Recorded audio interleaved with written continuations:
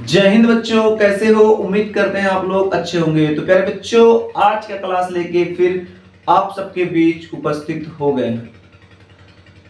Important topic की इस श्रृंखला में आज हम लोग पढ़ेंगे बीजांड की संरचना, स्ट्रक्चर ऑफ ओव्यूल। इससे पहले हम आपको पुष्प की संरचना यानी स्ट्रक्चर ऑफ फ्लावर और फंक्शन ऑफ फ्लावर आपको पढ़ा चुके हैं। अगर आप लोगों ने पुष्प की संरचना नहीं पढ़ा है तो आप जाके चैनल से पढ़ सकते हैं। और आज का जो हमारा क्लास होने वाला है, आज के क्लास में हम आपको पढ़ाएंगे बीजांड की संरचना, स्ट्रक्चर ऑफ ओव्यूल। तो बीजांड की संरचना पढ़ने से पहले सबसे पहले हमको देखना पड़ेगा कि बीजांड होता कैसे है, दिखता कैसे है। उसके लिए सबसे पहले हमको बीजांड का चित्र बनाना पड़ेगा। जब तक हम बीजांड का चित्र नहीं बनाएंगे तब तक हमको बीजांड समझ में नहीं आएगा। और महत्वपूर्ण टॉपिक की इस श्रृंखला में ये हमारा एक महत्वपूर्ण टॉपिक होने वाला है, एक इंपॉर्टेंट टॉपिक होने वाला है, एक अच्छा सा टॉपिक है जो एग्जाम में अक्सर यहां से क्वेश्चन बन जाते हैं। तो पूरे क्लास को ध्यान से देखिएगा, अच्छे से समझिएगा और इस क्लास को आप अपने मित्रों के साथ शेयर कर सकते हैं ताकि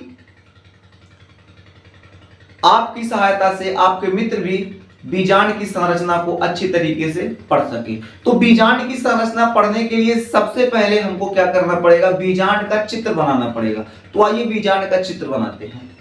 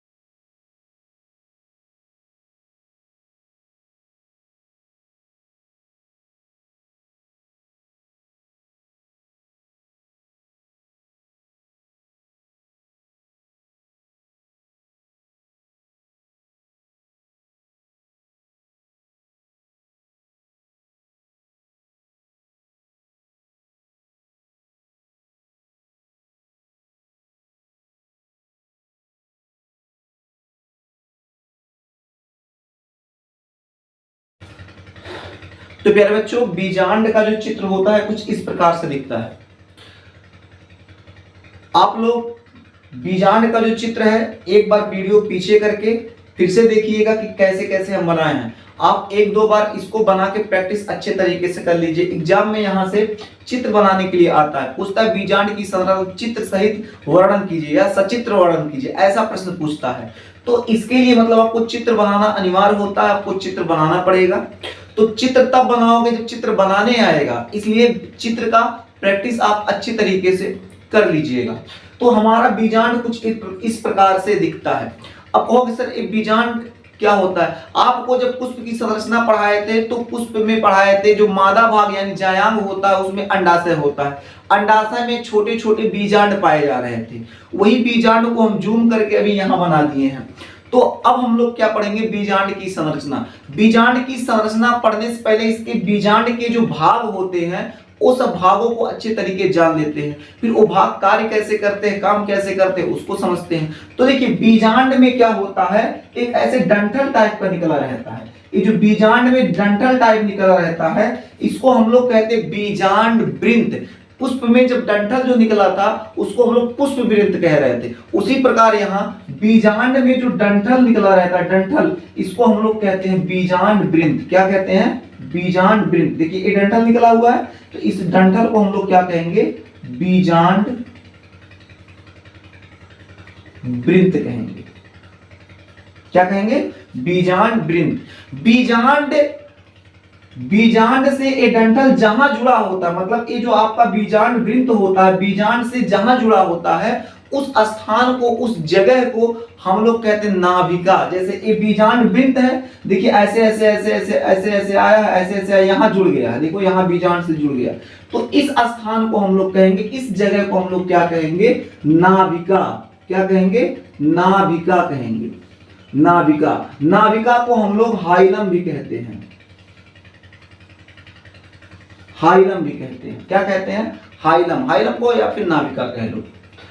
बीजांड को क्या करता है? चारों ओर से आवरण घेर के, आवरण मतलब कवर, बीजांड को चारों ओर से घेर के, एक या दो आवरण होते हैं जो घेर के रखते। कुछ बीजांड में एक आवरण पाए जाते हैं, कुछ बीजांड में दो आवरण पाए जाते हैं। तो बीजांड के चारों ओर एक आवरण, एक घेरा होता है, एक सुरक्षा कवच होता है जिसको हम लोग क्या कहते हैं? अध्यावरण कहते हैं। अब इस बीजांड में देखेंगे तो देखो एक आवरण ए वाला है, एक आवरण ए वाला है, तो इस बीजांड में दो आवरण है। तो इस बाहर वाले आवरण को हम लोग कहेंगे बाह्य अध्यावरण। क्या कहेंगे? बाह्य अध्यावरण। और अंदर वाले आवरण को हम लोग कहेंगे अंतः अध्यावरण। भाई दो आवरण है तो दोनों का अलग अलग नाम होगा। तो बाहर वाले को बाह्य अध्यावरण, अंदर वाले को अंतः अध्यावरण। क्या कहेंगे? अंतः अध्यावरण कहेंगे। बात समझ में आ रहा है? ये हो गया आपका बीजांड वृत्त। जहां ये बीजांड वृत्त बीजांड से जिस स्थान पे जुड़ता है उसको नाभिका कहते हैं, यानी हाइलम कहते हैं। ये हमारा हो जाएगा क्या? इस बीजांड के ऊपर क्या होता है? दो आवरण पाए जाते हैं। सबसे बाहरी आवरण को हम लोग क्या कहते हैं? बाह्य अध्यावरण। और अंदर वाले आवरण को हम लोग क्या? अंतः अध्यावरण। कुछ लोग इसको आंतरिक अध्यावरण भी कहते हैं, तो कोई कंफ्यूजन नहीं होना चाहिए, दोनों बात सेम है। बीजांड जो होता है, बीजांड को ये जो आवरण होता है इसको देखो चारों ओर से घेर के रखता है, चारों ओर से। तो बीजांड को जो अध्यावरण होता है या बाह्य अध्यावरण या अंतः अध्यावरण, ये उसको चारों ओर से घेर के रखता है, लेकिन एक छोटा सा रास्ता छोड़ देता है, एक छोटा सा छिद्र छूट जाता है। इस जो छोटे से छिद्र छूटा हुआ है, ये जो छोटा सा छिद्र है, इसको हम लोग कहते हैं बीजांड द्वार। क्या कहते हैं? बीजांड द्वार कहते हैं। बीजांड द्वार, इसको बीजांड द्वार या इसको इंग्लिश में हम लोग माइक्रोपाइल कहते हैं।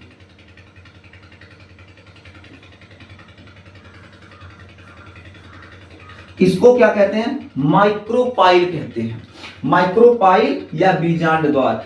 तो बीजांड जो बीजांड होता है उसके बाहर क्या होता है? आवरण उसको घेर के रखता है, थोड़ा सा स्थान छोड़ देता है। ये जो छोटा सा छिद्र दिख रहा है आपको, उसको हम लोग क्या कहेंगे? बीजांड द्वार कहेंगे। क्या कहेंगे? बीजांड द्वार कहेंगे। बीजांड द्वार के ठीक विपरीत खाली भाग होता है। देखो बीजांड द्वार के ठीक विपरीत खाली भाग होता है, इसको निभाग कहते हैं। क्या कहते हैं? निभाग या चलाजा।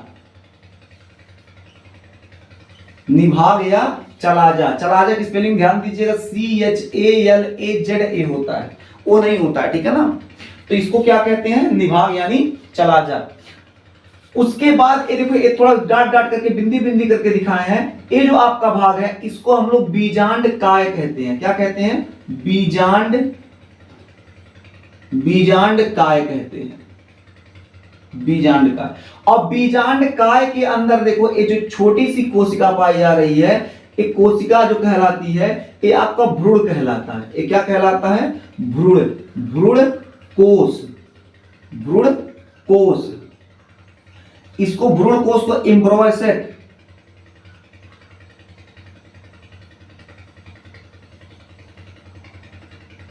एम्ब्रॉयस है।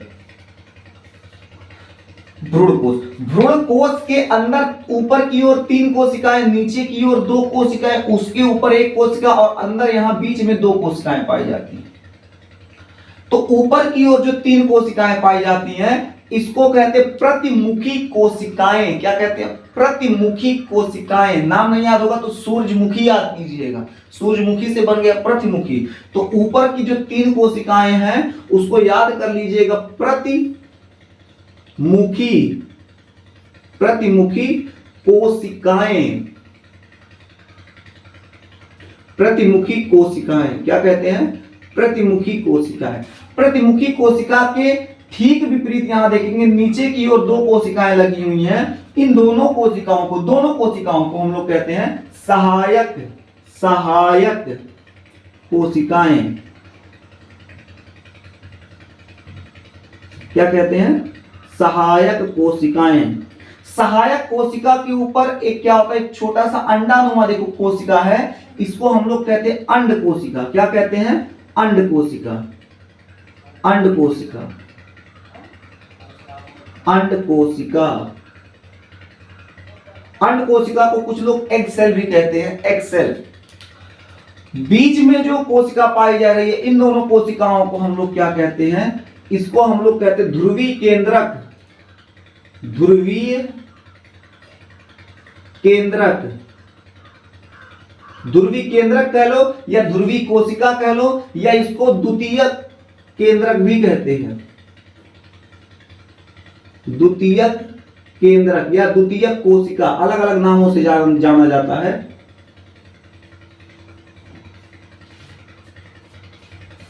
ये आपके बीजांड के ये सब भाग हो गए। फिर से बता दे, बीजांड का ये जो डंठल होता है इसको बीजांड वृत्त कहते हैं। ये पूरा बीजांड डंठल से जिस भाग से जुड़ा होता है उसको हम लोग नाभिका कहते हैं। बीजांड के चारों ओर आवरण होता है, इस आवरण को हम लोग क्या अध्यावरण कहते हैं। बाहरी अध्यावरण को बाह्य अध्यावरण, अंदर वाले अध्यावरण को अंतः अध्यावरण। अध्यावरण के अंदर क्या होता है? अध्यावरण के अंदर का ये जो भाग होता है ये आपका कहलाता है बीजांड काय। बीजांड काय, बीजांड काय के ऊपर जो खाली भाग होता है उसको निभाग और इसके विपरीत का जो भाग होता है इसको हम लोग कहते हैं बीजांड द्वार, बीजांड द्वार। अब इसके अंदर बीजांड काय के अंदर आएंगे तो आपका पाया जाएगा क्या? भ्रूण कोश। और इस भ्रूण कोश में रहता है भ्रूण। यही जो कोशिकाएं होती हैं सभी मिलके क्या करती हैं? आगे चल के भ्रूण बनाती हैं। भ्रूण बना के उस भ्रूण को बीज में कन्वर्ट कर देती हैं। आपको पुष्प की संरचना पढ़ा रहे थे तो पुष्प की संरचना में आपको बताए थे कि जो मादा का अंडाशय होता है उस अंडाशय में पाया जाता है बीजांड। अंडाशय फूल कर क्या बन जाता है? फल बन जाता है और बीजांड आगे चल के क्या बनाता है? बीज बनाता है। तो यही जो भाग होगा आगे चल के अंदर वाला क्या बनाएगा? बीज बनाएगा। तो ऊपर की ओर जो 3 कोशिकाएं पाई जा रही हैं इसको कहेंगे प्रतिमुखी कोशिकाएं। नीचे की ओर 2 कोशिकाएं जो पाई जा रही हैं इसको कहेंगे सहायक कोशिकाएं। ऊपर की ओर जो कोशिका पाई जाए उसको कहेंगे अंड कोशिका। ये जो बीच में कोशिका पाई जा रही है इसको ध्रुवीय केंद्रक या द्वितीयक केंद्रक या ध्रुवीय कोशिका या द्वितीयक कोशिका भी कहते हैं। बात समझ में आ गया? क्या बीजांड की संरचना आपको समझ में आ गया? बहुत अच्छे। अगर समझ में आ गया तो चलिए कुछ पॉइंट पे बात कर लेते हैं। पहला पॉइंट, जो बीजांड वृंत होता है, ये बीजांड का जो बीजांड वृंत होता है ये क्या होता है? बीजांडासन से जुड़ा होता है। तो बीजांड वृंत, बीजांड वृंत किससे जुड़ा होता है जी? बीजांडासन से। किससे जुड़ा होता है? बीजांडासन से जुड़ा होता है। बीजांड और बीजांड वृंत ये जिस स्थान से जुड़े होते हैं, यानी बीजांड वृंत क्या होता है? बीजांड के जिस स्थान से जुड़ा होता है उसको हम लोग क्या कहते हैं? नाभिका। क्या कहते हैं? नाभिका। तो बीजांड वृंत जिस स्थान से जुड़ा होता है उसको हम लोग क्या कहते हैं? नाभिका कहते हैं। क्या कहते हैं? नाभिका कहते हैं। बीजांड को घेर के चारों ओर से एक आवरण घेर के रखता है, एक कवर घेर के रखता है, एक सुरक्षा कवच घेर के रखता है, जिसको हम लोग क्या कहते हैं? अध्यावरण, क्या कहते हैं? अध्यावरण।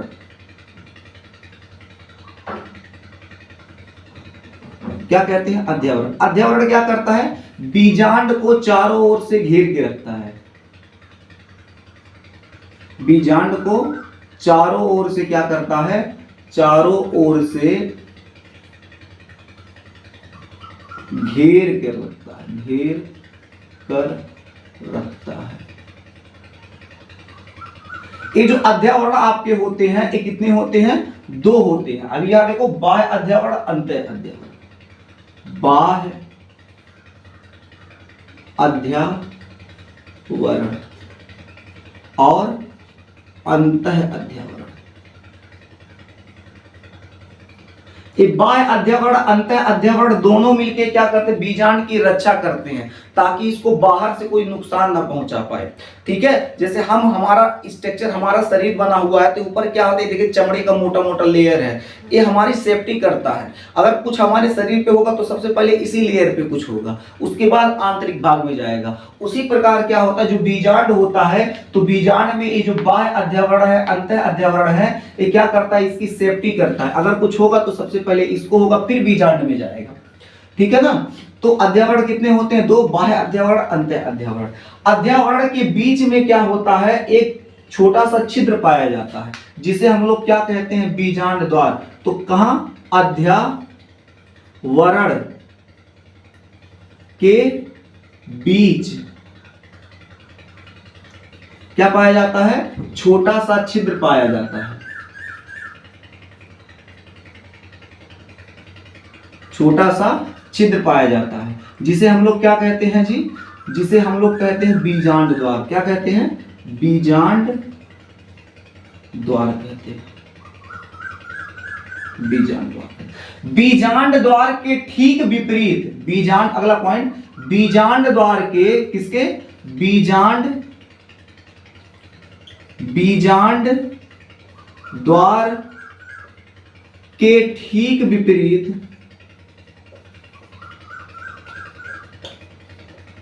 बीजांड द्वार के ठीक विपरीत खाली भाग पाया जाता है जिसे हम लोग क्या कहते हैं? जिसे हम लोग कहते हैं निभाग कहते हैं। निभाग कहते हैं। क्या कहते हैं? निभाग कहते हैं। बीजांड द्वार के ठीक विपरीत क्या पाया जा रहा है जी? एक खाली भाग है, इसको हम लोग क्या कहेंगे? निभाग कहेंगे। बात समझ में आ रहा है? कोई दिक्कत नहीं है? बहुत अच्छा। और उसके बाद क्या होता है? बीजांड काय में हमारा देखिए, बीजांड काय होता है। बीजांड काय में क्या पाया जाता है जी? भ्रूणकोश। क्या पाया जाता है? भ्रूणकोश। बीजांड काय के अंदर क्या पाया जाता है? भ्रूणकोश पाया जाता है। क्या पाया जाता है? भ्रूणकोश। ये भ्रूणकोश क्या करता है? ये भ्रूण को बनाता है। ठीक है, और यही भ्रूण परिपक्व होकर क्या बनाता है? बीज बनाता है। क्या बनाता है? बीज बनाता है। तो भ्रूण कोश किसका निर्माण करेगा? भ्रूण का निर्माण करेगा। यही भ्रूण परिपक्व हो गया, किसका निर्माण करेगा जी? बीज का निर्माण करेगा। और इस प्रकार क्या होता है? बीजांड से बीज बनता है। इस प्रकार क्या बनता है? बीजांड से बीज बनता है। उम्मीद करते हैं आपको ये पूरा क्लास समझ में आया होगा। यदि पूरा क्लास समझ में आया है तो अपने मित्रों के पास वीडियो को जरूर शेयर करें, उनको बताएं कि सुरेंद्र सर अपने चैनल संस्कार क्लासेज बाई सुरेंद्र सर पर बायोलॉजी शुरू कर दिए हैं। महत्वपूर्ण टॉपिक जो है, इंपॉर्टेंट टॉपिक जो है उसको शुरू कर दिए हैं। आप सभी दोस्त उनसे जुड़िए और जुड़कर क्या कीजिए? उनका क्लास अटेंड कीजिए और पढ़िए। और किसी प्रकार की समस्या होती है तो आप बेहिचक पूछ सकते हैं।